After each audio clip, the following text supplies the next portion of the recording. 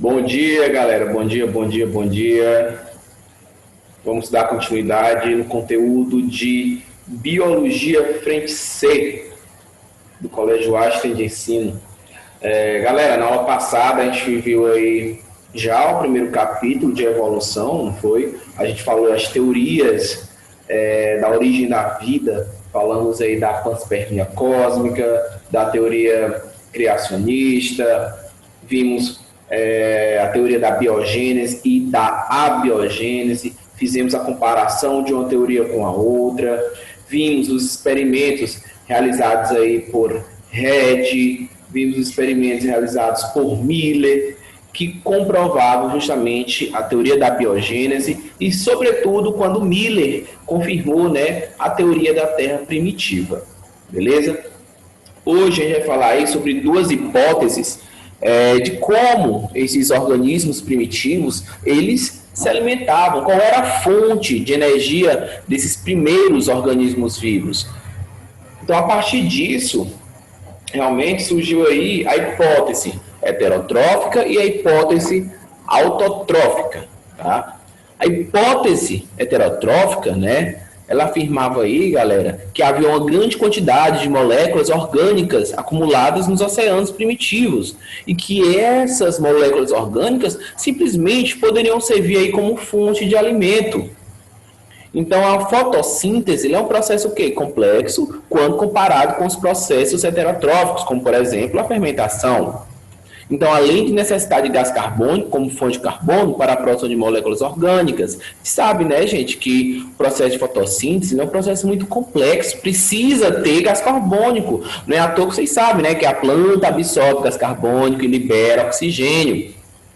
Então, a hipótese heterotrófica que é considerada realmente que os primeiros organismos eles eram heterotróficos, e segundo essa linha de pesquisa, né, segundo essa hipótese, esses organismos eles eram organismos simples. A fotossíntese é um processo complexo. Como é que meus organismos são organismos simples e vão realizar a fotossíntese?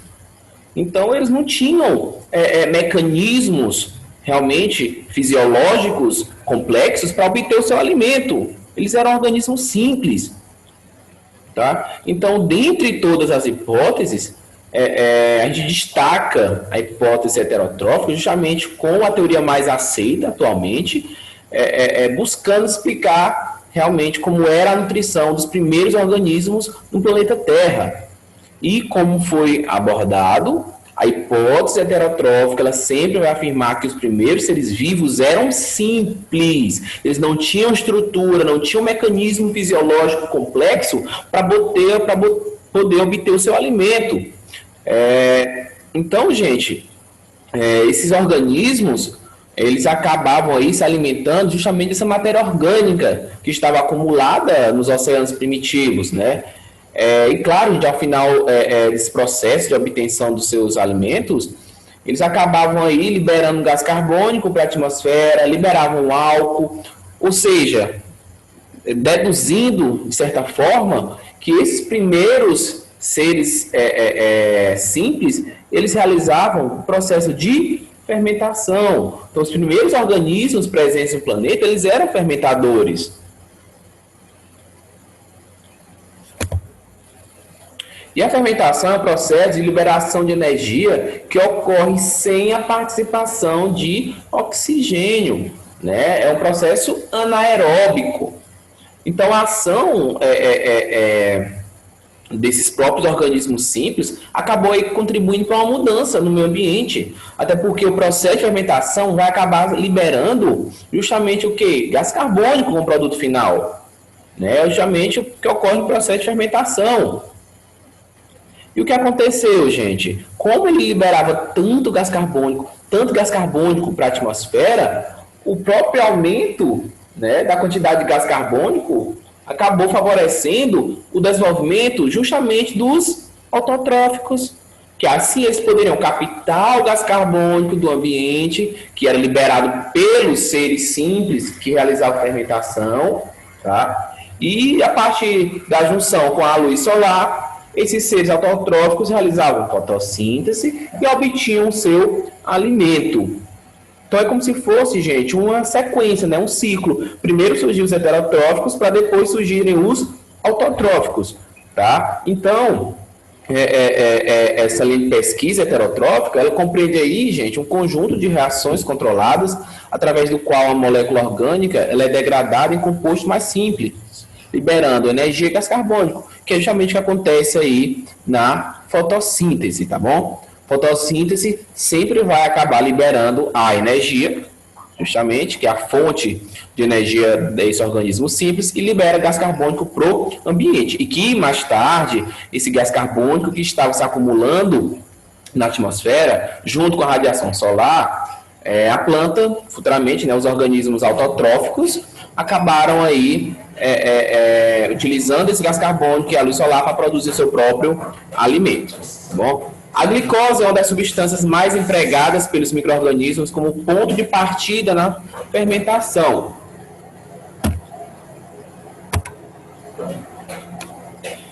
Como existia alimento nos mares, os primeiros seres vivos eram realmente heterótrofos, fermentadores, mas quando esses nutrientes começaram a diminuir, acredita-se que surgiram ao acaso os seres autotróficos, como eu acabei de falar, e a partir dele foi produzido e liberado o oxigênio na atmosfera, criando condições necessárias para a sobrevivência dos primeiros heterótrofos anaeróbicos. E o que será que aconteceu, gente? Primeiro, teve um grande impacto ambiental, até porque estava também liberando muito gás carbônico para a atmosfera. Outro, gente, o holocausto do oxigênio. Como assim, professor? Os organismos autotróficos, quando começaram a surgir, galera, eles foram responsáveis aí por um aumento do gás oxigênio, né? Até porque vocês sabem que as plantas, elas captam gás carbônico e liberam oxigênio. E com isso, como estava tendo muito oxigênio liberado pelos seres autotróficos, acabou formando o que a gente chama da camada de ozônio, né, gente? Que o ozônio é o O3, ou seja, a proteção aí formada a partir da liberação do oxigênio. E, consequentemente, começou a surgir quem, galera? Surgimento dos procariontes heterotróficos que eram aeróbicos. Então, surgiu os primeiros heterótrofos aeróbicos que utilizavam o oxigênio como fonte de energia. Então, com esse aumento, alguns organismos heterótrofos que, além da fermentação, né, eles também poderiam realizar a respiração aeróbica. Nisso surgiu quem, galera? Os primeiros organismos eucariontes, tá? Que realmente eles possuíam mitocôndria. Então, os primeiros seres vivos realizavam processo de fermentação, eram heterotróficos. Com isso, aconteceu que a diminuição da matéria orgânica, porque eles captavam gás carbônico, eles liberavam gás carbônico para a atmosfera e eles utilizavam a matéria orgânica que estava acumulada lá nos fundos dos oceanos como fonte de energia para obter o seu alimento. Com isso, como aumentou o gás carbônico da atmosfera, surgiram os primeiros autotróficos que realizavam a fotossíntese. E a partir do momento que eles realizavam fotossíntese, acabavam aí o quê, galera? Produzindo mais matéria orgânica, que era a glicose, e acabavam aí liberando muito oxigênio para a atmosfera. Com isso, apareceu aí os primeiros seres heterotróficos que realizavam respiração aeróbica. É claro, gente, vocês sabem aí, vocês estudaram o metabolismo energético, uma respiração aeróbica, ela produz muito mais energia comparada a um processo de fermentação. Beleza? Então, eles acabaram produzindo muito mais energia a partir do processo de respiração aeróbica.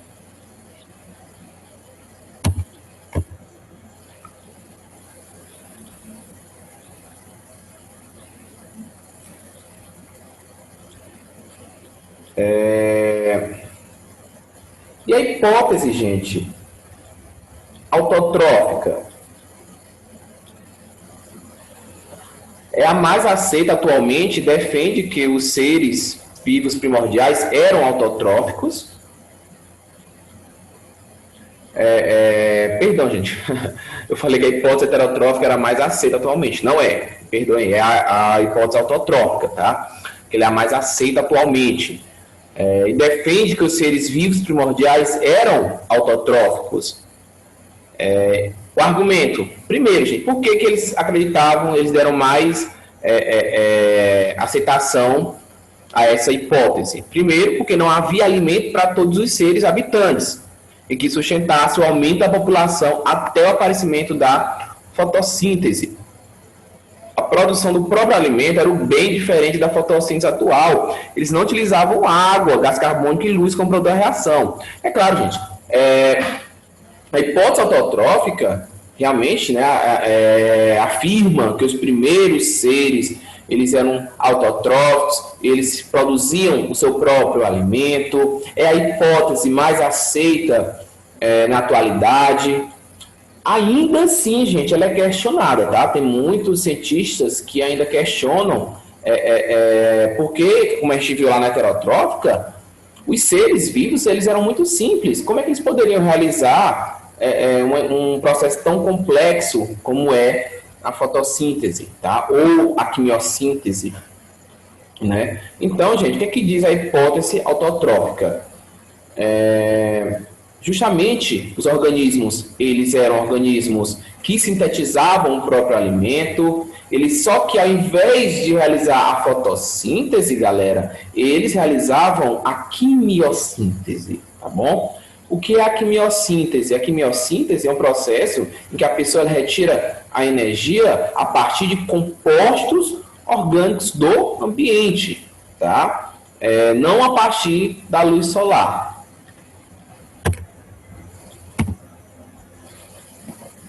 Por isso que fala que a produção do próprio alimento era diferente da fotossíntese atual. Eles não utilizavam água, nem gás carbônico, nem luz solar. Então, eles não realizavam fotossíntese em si. Tá? Então, eles aproveitavam a energia do ambiente e realizavam algumas reações químicas e acabavam produzindo o seu próprio alimento. Então, aí, a energia utilizada no processo era proveniente das reações químicas que aconteciam entre as moléculas inorgânicas.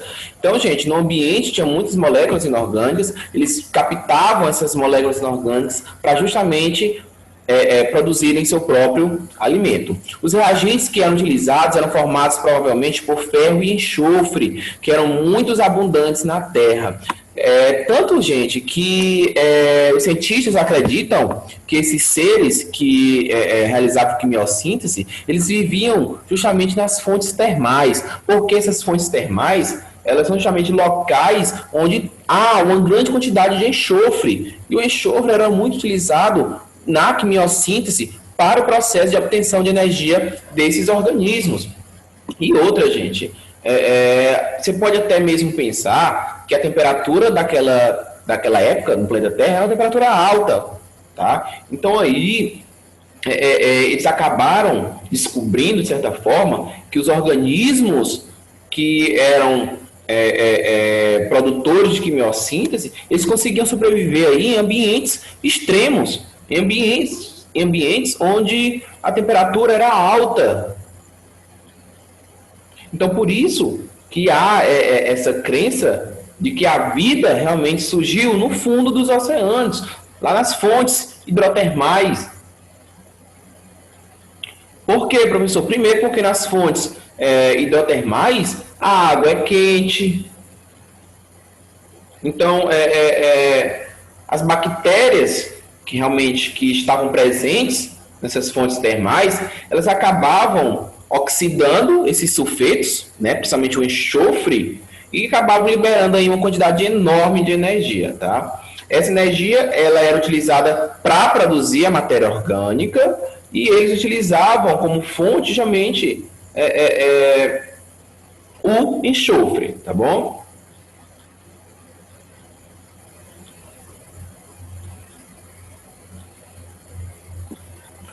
Cientistas descobriram um grupo de bactérias com características muito primitivas que obtêm energia de um modo muito semelhante com o que foi descrito. E realmente, gente, hoje em dia conseguiram encontrar bactérias nessas fontes hidrotermais que justamente realizavam quimiossíntese.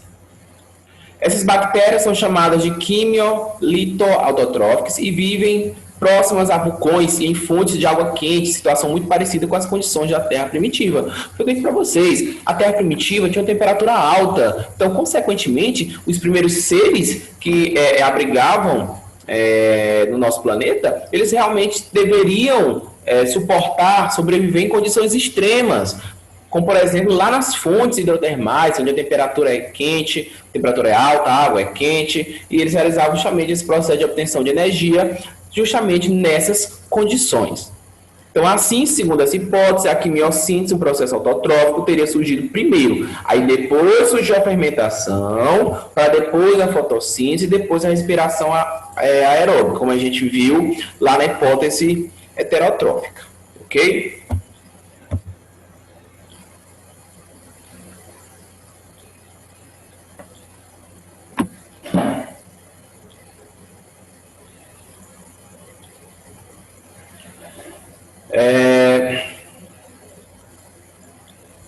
Agora a gente vai falar um pouquinho sobre a teoria endossimbiótica, tá? Que é justamente a hipótese simbiogênica. O que acontece aqui, galera? Foi proposta pela primeira vez aí pela microbiologista americana Lynn Margulis. Segundo essa hipótese, há milhares de anos atrás, as mitocôndrias e os cloroplastos teriam sido organismos procariontes de vida livre. Estes organismos foram, então, englobados por células maiores, com as quais estabeleceram uma relação de simbiose. Então, o que acontece, gente? Essa microbiologista, né, a Lynn Margulis, ela realmente propôs que as mitocôndrias e os cloroplastos que existem, né, nas células eucarióticas, elas surgiram por meio de uma simbiose. Né? Então, acredita-se justamente que essas organelas, as mitocôndrias e os cloroplastos, eles foram, de certa forma, são descendentes de organismos procariontes, bactérias, né, que foram capturados e adotados aí por uma célula e acabaram vivendo em simbiose. Então, como é que a gente consegue entender que essas mitocôndrias e esses cloroplastos, como é que eles viviam no interior das células, gente? Então, por isso que surge essa teoria endossimbiótica para poder explicar como essas mitocôndrias e esses cloroplastos começaram a viver no interior das células. Então, gente, segundo essa teoria, a gente considera que os ancestrais das mitocôndrias e dos cloroplastos realmente, de fato, eram organismos endossimbióticos, ou seja, eles eram organismos que viviam dentro de outro organismo. Então, a célula que hospedava a mitocôndria e o cloroplasto era uma espécie, gente, de fagócito. Era um fagócito heterotrófico. Tá? Fagócito. O que é fagócito, professor? É uma célula que realmente realiza fagocitose, ou seja, ele engloba partículas. Então, quando ele englobava a célula, essa célula ela permanecia dentro do citoplasma do fagócito, que era a célula hospedeira, e esse fagócito ele não digeria essa célula. Então, os dois começaram a viver em simbiose. Tá? Ou seja, como se fosse um mutualismo, né, gente? Vocês estudam aí com o professor Cássio. Então, esses dois organismos, né, tanto o fagócito quanto a célula que tinha a mitocôndria e o cloroplasto, eles começaram a viver em simbiose, ou seja, eles não conseguiam viver de forma isolada. Né? Digamos assim, que o procarionte, ele provavelmente beneficiava a célula do fagócito, né? Então, praticamente, o procarionte ele beneficiava o fagócito e a célula do fagócito ele acabava fornecendo proteção e nutriente para a minha célula que tinha mitocôndria e cloroplasto. Tá? Então, era uma espécie de mutualismo, um ajudava o outro, um não conseguia viver sem o outro. Então, repetindo, gente, a célula que tinha mitocôndria e cloroplasto, que era a célula procarionte, ela ajudava o fagócito com o processo de respiração, que era feito na mitocôndria, e com o processo de fotossíntese feito pelo cloroplasto, e o fagócito, que era a célula hospedeira, acabava aí fornecendo proteção e nutrientes para a célula procariótica, tá bom? Então, dessa forma, forneceriam energia à célula hospedeira, enquanto esta se protegeria do meio externo. Beleza? Lembrando, gente, então por isso que diz que as primeiras formas de vida eram bactérias, eram cianobactérias, né? Geralmente eram procariontes fotossintetizantes. E o que é que comprova, gente? Que fato, né, que característica acabava apoiando essa teoria? Que evidências tinham para apoiar essa teoria? Primeiro, que as mitocôndrias e os cloroplastos possuem realmente seu próprio DNA e são capazes de se autoduplicar independente do núcleo da célula. Então, gente, ambas possuem DNA, possuem ribossomos próprios, tá? Então, existem ribossomos pequenos nas duas organelas, tanto mitocôndria quanto cloroplasto, eles tinham essa capacidade de autoduplicação. Tanto mitocôndria quanto cloroplasto, além de apresentar ribossomo, eles apresentavam duas membranas. Eles tinham um sistema de membrana interna, tá? Eles tinham duas membranas que acabavam aí se revestindo.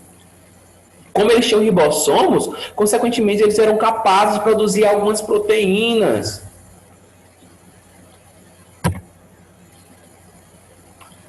Beleza, galera?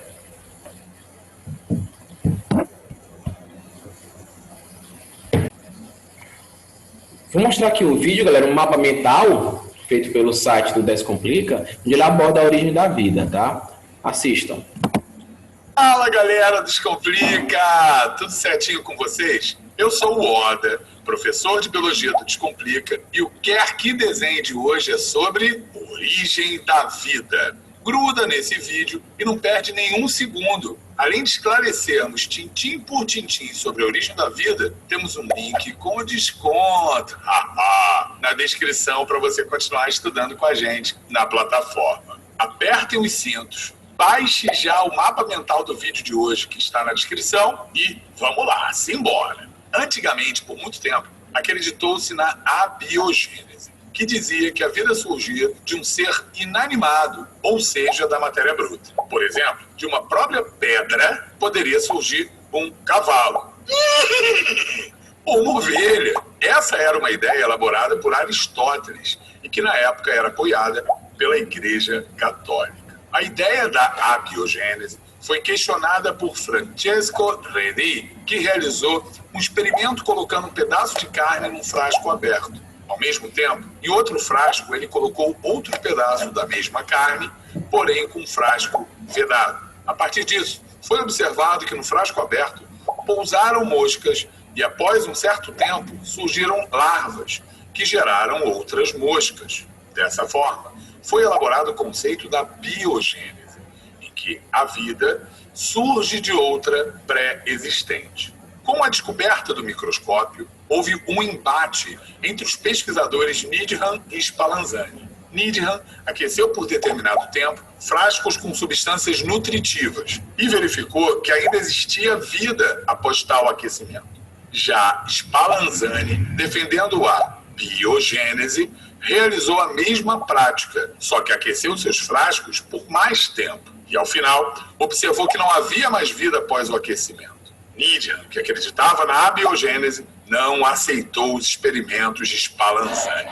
O embate entre os dois continuou até o experimento de Pasteur, em 1862. Pasteur reuniu os cientistas da época, ferveu um caldo nutritivo num frasco com gargalo em formato de pescoço de cisne e comprovou que, após ferver o caldo, não havia mais vida no frasco. O caldo só voltaria a ficar contaminado com os seres vivos caso o gargalo fosse inclinado ou quebrado. E dessa forma ficou comprovada a biogênese.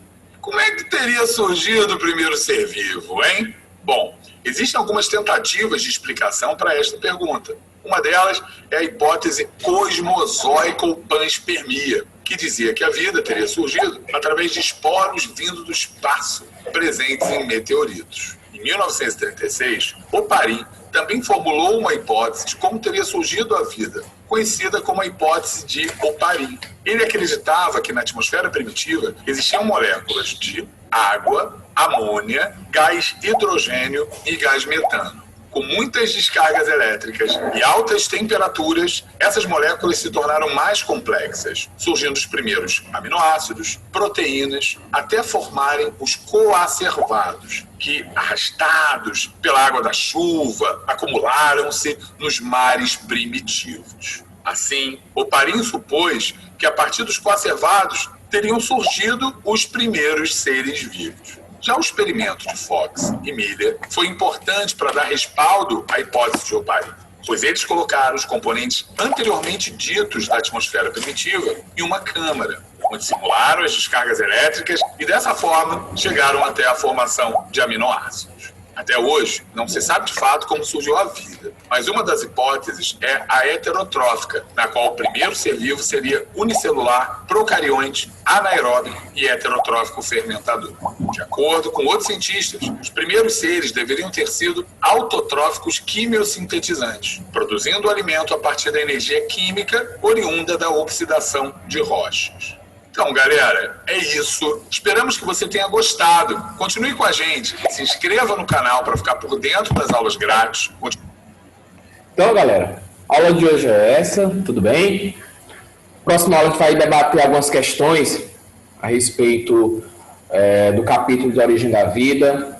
Responda as questões da página 563 até a página 565. Aliás, até a página 566. Tá? E aí, próxima hora a gente discute. Abraço a todos, fique com Deus e bom final de semana, galera. Tchau, tchau.